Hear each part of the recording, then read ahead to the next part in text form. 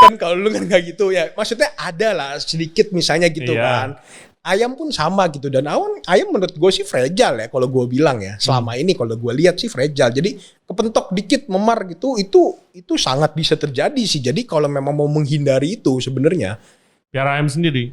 piara ayam sendiri, ya kita juga piara ayam sendiri. Cuman prosesnya itu dari bener-bener lu harus jaga dari hulunya sampai ke hilirnya tuh harus jaga. Misalnya jaga tuh gini, proses nangkep ayam gitu kan, ayam itu kan pas dibawa ditransport ke tempat pemotongan kan dia ditangkap dulu nih dari kandang kan, dimasukin ke dalam keranjang dan sebagainya, itu masih hidup loh. Iya. Nah lu bayangin ayam Ya biasa itu kalau di tol ada truk isinya ayam semua. lah ya lu Itu lagi mau dibawa ke pemotongan biasanya pasti kan ya kan, kalau nggak dibawa ke situ ya dicolong kemana gue nggak tahu dah, pokoknya dibawa ke pemotongan pasti kan kayak gitu. Nah kan logikanya sih lu lihat di dalam mobil itu tuh gitu kan, itu kan ayam penuh gitu kan. Terus satu keranjang gede begitu isi ayam hidup berapa sekarang? Bisa berapa belas kasarnya gitu. Dengan keranjang segini inilah kasarnya. Terus mereka nangkep nih. Orang nangkep ayam pas ditangkep pasti kan gitu kan. Gimana? Kayak ya gitulah. Pokoknya intinya lu tahu lah pokoknya.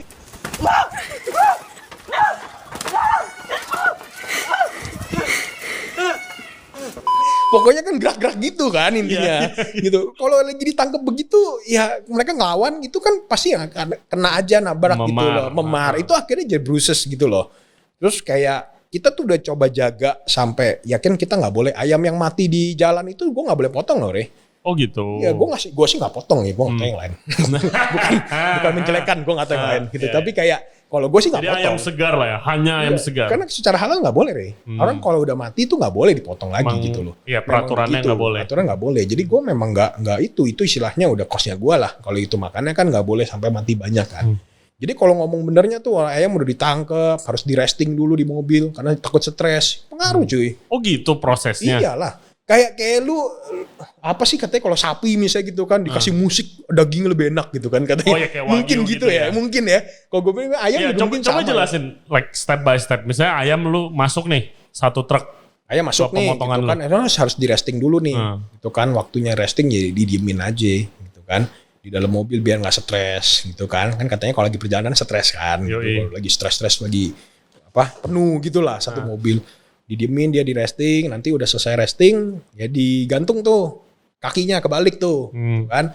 Terus digantung pakai konveyor kan jalan, dia setrum dulu kepalanya pingsan gitu kan, biar jadi lebih manusiawi lah, jadi bukan manusiawi itu apa sih namanya ya katanya lebih human lah, lebih human lah kasarnya gitu lah ya kan? kasarnya, biar daripada dia di pasar kan juga, langsung itu juga impactnya ke produk juga, Re. Karena kalau misalnya sekarang lu nggak setrum nih istilahnya, kagak pingsan kan, lu bayangin aja yang kayak orang gorok gitu tiba-tiba kan pasti ngelawan kan.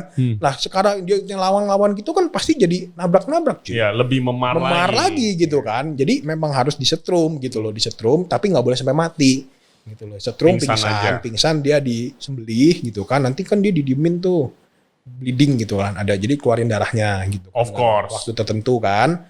Habis gitu dia masuk tuh ke dalam scalder gitu kan, air panas biasa kan, air panas terus ke mesin bulu tuh copot bulunya gitu kan, terus masuk keluarin isinya tuh kan. Kalau dilihat di YouTube misalnya gitu kan, itu kan di luar negeri udah kayak 100% otomatis gitu kan, dari mulai bunuh sampai ngeluarin isinya juga udah otomatis gitu kan. Cuman kayaknya kalau di Indonesia gue bilang sih nggak bisa ya kalau menurut gue ya, karena kalau otomatis begitu nyisa bukan rusak.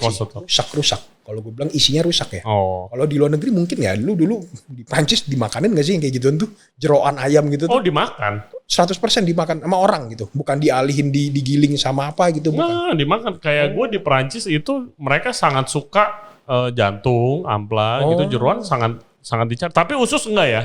Usus tuh kayak dibilang kayak usus, kita nggak makan usus. Kata gitu, karena kotor, usus kotor. Gitu. Gila men, usus goreng paling top men. Iya.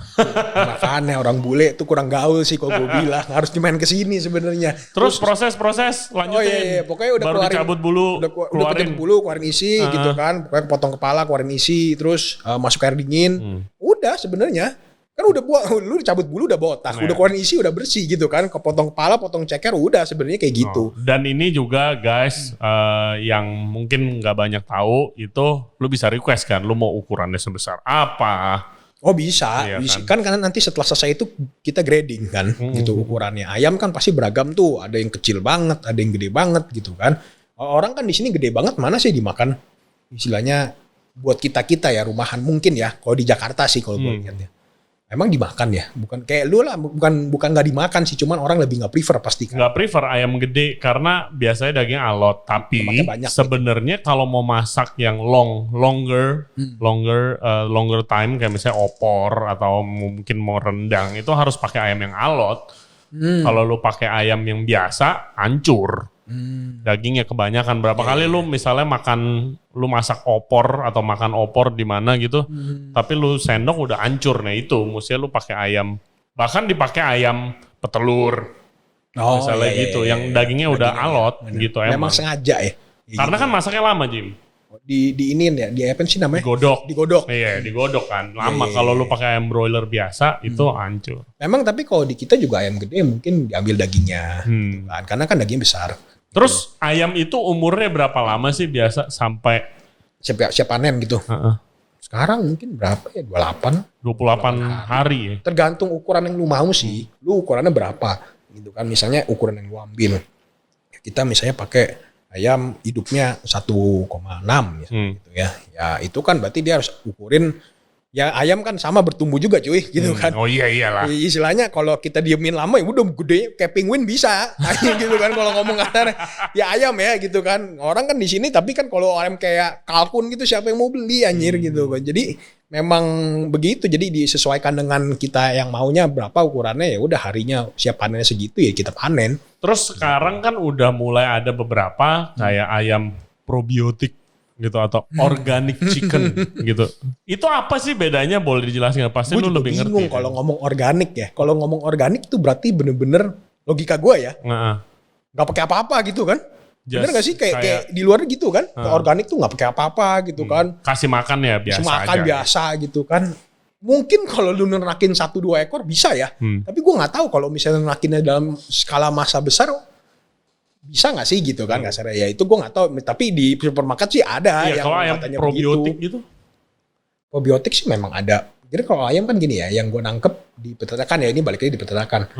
Itu kan memang dikasih vitamin, dikasih apa biar ayam itu, karena ayam rentan kan, supaya nggak cepet kena sakit kan. Kalau sakit dia satu kandang kena bisa kena semua kan. Gitu. Nular. Makanya dia dikasih kayak antibiotik lah pasti ada gitu kan, kayak orang gitu kan istilah antibiotik. Nah probiotik itu kan menghilangkan antibiotiknya itu kasarnya gitu loh. Jadi kan nanti bersih gitu kan. Nah balik lagi aplikasi yang bener-bener di Indonesianya gue nggak tahu gitu, karena gue sendiri juga kalau gue boleh ngomong udah pakai probiotik sih gue udah cang gitu loh. Tapi gue nggak berani. Lu nggak berani declare ini yang probiotik kalau gue. Ya mungkin kalau orang lain udah ada yang berhasil ya mungkin gitu kan, udah berhasil bener gitu ya.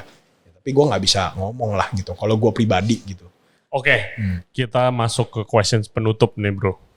Wah, kok udah penutup aja nih? Iya lama. Enggak. Ya jadi lu sebagai pemotong ayam dan supplier, distributor ayam, ada gak sih yang bisa kita lakukan lebih baik gitu loh, sistemnya lah, agar produknya jadi lebih bagus? Ngomong di mic bro, di mic bro. Sabar, ini gue lagi ngebenerin baju. Enggak, kalau ngomong sebenarnya melakukan lebih baik pasti ada lah ya. Semua ada room untuk improvement. Misalnya kayak gue bilang lah, demand masyarakat kan udah tinggi banget nih sekarang. Kalau gue ngomong kasarnya kan kayak lu aja misalnya kan, kalau chef gitu kan pasti kok nggak mau memar, nggak mau apa. Berarti kan untuk menghasilkan itu semua tuh tidak bisa kayak dari guanya doang dong pemotongan kan. Berarti harus bekerja sama peternakannya juga. Contohnya kayak peternakan, kandangnya kan ada kandang tuh close house, open house tuh ada kandang tuh gitu kan. Zaman-zaman dulu kandangnya terbuka segala macam. Sekarang kan udah ada teknologinya gitu kan. Kalau lu udah bikin kayak gitu, tapi mahal kan, satu kandang tuh mahal gitu loh, intinya miliaran lah mahal gitu kan. Tapi kalau misalnya memang udah bisa bikin kayak gitu, pasti kan ngebantu ke kualitas ayamnya, dalam arti kata ukurannya lebih uniform, ukurannya rata nih. Kalau sekarang kan mungkin ukuran di satu kandang mungkin ada aja yang kayak belang-belang gitu ya, gede kecil gitu ada aja gitu kan. Kok ini mungkin lebih uniform satu gitu kan. Terus kayak caranya nangkep orangnya itu kan pasti bisa berpengaruh ke bahan bakunya gitu. Cara nangkep nih gitu kan, mungkin lebih gimana lah, hati-hati dan sebagainya. Itu kan habit, balik lagi ya. Ya kalau cara